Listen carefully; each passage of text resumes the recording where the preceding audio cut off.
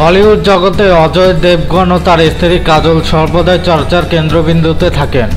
তবে নতুন করে পাপারাজ্জিদের দৌলতে ইন্টারনেট সেন্সেশন হয়ে উঠেছেন অজয় দেবগন এবং কাজলের কন্যা নায়িশা দেবগন। এমনিতেই বলিউডের স্টার কিডরা সর্বদাই লাইমলাইটে থাকেন, তেমনি বর্তমানে নায়িশা বেশ জনপ্রিয় হয়ে উঠছে। সোশ্যাল মিডিয়াতে তার একাধিক ছবি ভাইরাল তালিকায় নাম লিখিয়েছে। এমনকি এখন অবধি বলিউডে কোনো কাজ করার আগে নায়িশার নামে একাধিক ফ্যান পেজ রয়েছে। মাঝে মধ্যেই সৌন্দর্যের জন্য নায়িশা খবরের শিরোনামে চলে আসেন।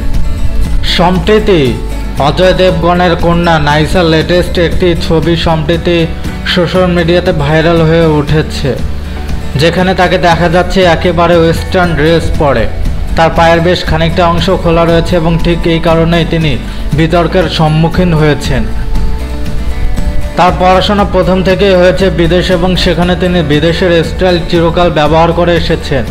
কিন্তু বলতে গেলে ভারতে বিদেশের সমস্ত স্টাইল কিন্তু চলে না এবং ভারতের পোশাক আশাকে ধরনের সঙ্গে বিদেশের পোশাক আশাকে বেশ কিছু অসামঞ্জস্য রয়েছে।